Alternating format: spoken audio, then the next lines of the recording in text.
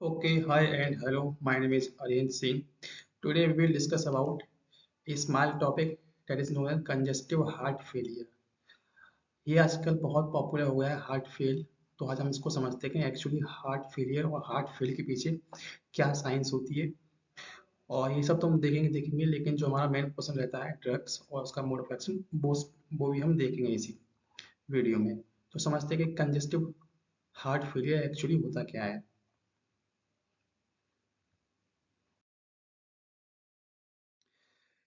तो पहले हम समझ लेते हैं कंजेस्टिव हार्ट फेलियर समझने से पहले कि इसमें जो ड्रग्स यूज होती हैं उनको हम क्या बोलते हैं। तो these are those drugs that are used in treatment of congestive heart failure. मतलब ये वो दवाएं होती हैं या फिर मेडिसिन होती हैं जो कंजेस्टिव हार्ट फेलियर में दी जाती हैं या उसको ठीक करने के लिए दी जाती हैं।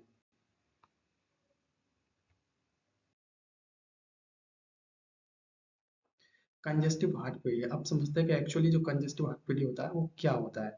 It is a progressive condition in which the heart does not pump blood in A sufficient amount. मतलब एक ऐसी बढ़ती हुई कंडीशन होती है जिसमें क्या है हमारा जो हार्ट होता है वो एक सफिशिएंट अमाउंट में ब्लड को पंप नहीं कर पाता है। मतलब हार्ट के लिए जो हार्ट में जो ब्लड पंप नहीं हो पाता सफिशिएंट अमाउंट में। अब उसके पीछे कोई भी कारण हो सकता है वो सब हम आगे देखेंगे, लेकिन जो मेन रीजन होता है कंजेस्टिव हार्ट फेलियर में इसमें यही होता है कि जो हमारा हार्ट होता है वो हमारा sufficient amount of blood doesn't able to pump into the heart. मतलब क्या होता है कि इसमें जो हमारा हार्ट होता है वो एक सफिशिएंट अमाउंट में हमारे ब्लड को पंप नहीं कर पाता है। इसी को हम बोलते हैं कंजेस्टिव हार्ट फेलियर। अब कंजेस्टिव हार्ट फेलियर के सिम्टम्स देखते हैं कि जब किसी को कंजेस्टिव हार्ट फेलियर या फिर हार्ट फेल हो जाता है तो उसके सिम्टम्स क्या होते हैं, कैसे हम उसको पहचान लेते हैं कि ये जो है इसको हार्ट फेल हुआ है या होने ही वाला है। तो उसमें जो सिम्टम्स होते हैं पहला उसमें है shortness of breath, fatigue, swollen legs, rapid heartbeat, pain in the chest, dizziness and many more। मतलब छाती में आपके दर्द होगा और पैरों पे अचानक से सूजन आ जाएगी और थकान महसूस होने लगेगी और शॉर्टनेस जो ब्रीथ होगी उसमें क्या है आपकी सांस भी आपकी रुकने लगेगी। तो ये सब क्या है कॉमन सिम्टम्स होते हैं कंजेस्टिव हार्ट फेलियर को पहचानने के लिए।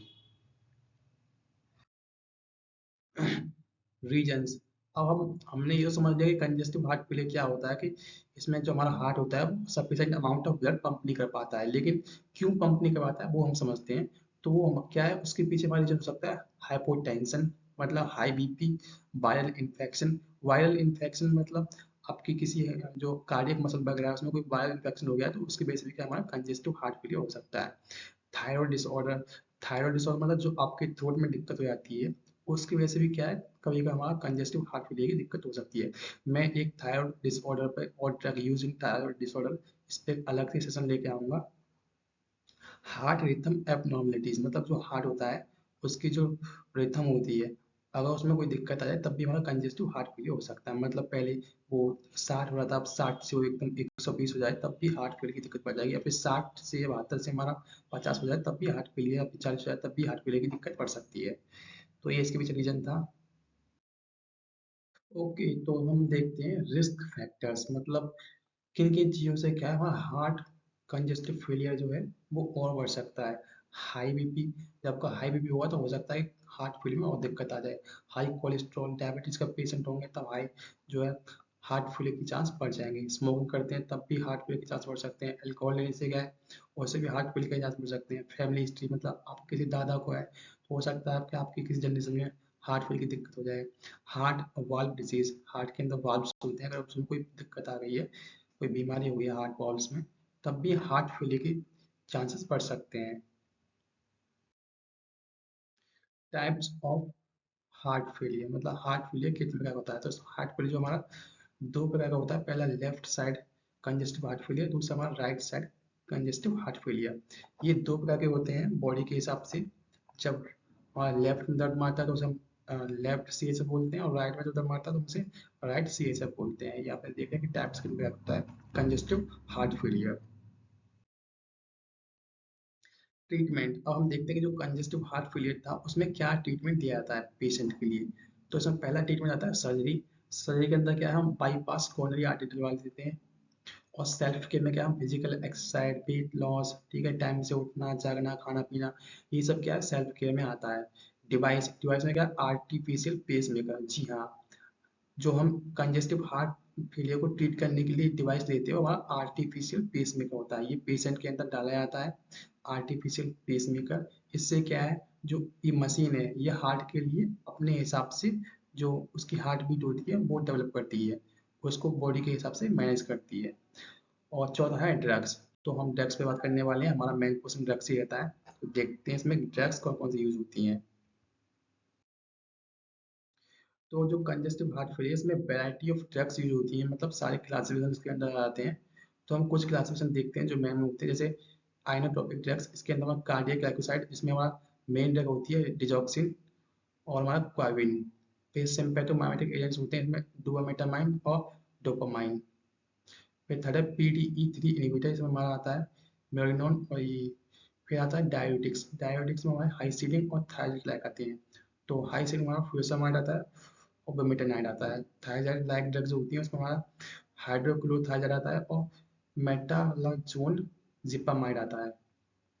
फिर अगली क्लास है एंडोस्टेरोन एंटागोनिस्ट, इसके अंदर स्पाइरोलेक्टिन और एप्लिरोनोन आता है। फिर बीटा एडर्जिक ब्लॉकर्स जो हमारे बीटा टू रिसेप्टर काम करते हैं, उसके अंदर मेटाप्रोलोल, बिस्प्रोलोल और लोबिनोल और कार्बिडोल। फिर बेलोडाइलेटर जो हमारी जो वेन्स होती हैं उसको डायलेट करने का काम करती है, इसमें हमारी पहली क्लास है बीनोडाइलेटर्स, इसके अंदर ग्लाइसिन ट्राइनाइट्रेट और आइसोडाइसोर्बाइड डाइनाइट्रेट। फिर आर्टेरियल प्लस बेनोडाइलेटर, इसमें दोनों क्लास हो गई, इसके अंदर सोडियम नाइट्रोक्लोराइड आता है। फिर आर्टेरियल डायलेटर, इसके अंदर हमारा हाइड्राजलाइन आता है, हाइड्रालाजाइन। फिर अगले आते हैं रेनिन एंजियोटेंसिन इनहिबिटर, इसके अंदर दो क्लास आती हैं, पहली एस इनहिबिटर और फिर सेकंड आती है एंजियोटेंसिन 81 रिसेप्टर ब्लॉकर। तो एस इनहिबिटर के अंदर आती है एनाल्प्रिल, रेम्प्रिल और भी क्लास आती है जैसे एंडोपिल, बेंजोपिल, ठीक है। और एंजियोटेंसिन इसमें जो आती है हमारे लोसाटन, कैंडिसाटन, वोसाटन, टेल्मिसाटन, ये सब आती हैं। तो ये क्या है, drugs used for congestive heart failure हो गई, ये सब ड्रग्स ली जाती हैं। अब देखते हैं मोड ऑफ एक्शन। तो हम वैरायटी ऑफ ड्रग है तो मैं सभी का मोड ऑफ एक्शन नहीं बता सकता, वो मैं डिफरेंट डिफरेंट करके अपने शॉर्ट्स में डाल दूंगा। लेकिन जो मेन ड्रग है डिजॉक्सिन, इसका देख लेते हैं। इसमें क्या होता है, ये जो हमारा सोडियम एटोपिस पंप है ये घट जाती है, इसके घटने की वजह से क्या होता है, हमारा पोटेशियम के जो आउटपुट होता है वो बढ़ जाता है, फोर्स ऑफ कॉन्ट्रेक्शन बढ़ जाती है। उससे क्या हमारा हार्ट रेट क्या है, घट जाता है। जब हार्ट रेट घट जाएगा तो कंजेस्टिव हार्ट फेलियर के चांस होंगे वो कम हो जाएंगे। Note, take any drug medicine by doctor advice, thank you. मतलब आप कोई भी ड्रग अपने डॉक्टर की सलाह से ही लें, क्योंकि ये हार्ट फेलियर की ड्रग है, ये बहुत ही रिस्क वाली ड्रग हो सकती है, आप अपने आप बिल्कुल बिल्कुल भी ना लें। Thank you, thanks for watching. Session को लाइक करें, शेयर करें, सब्सक्राइब करें।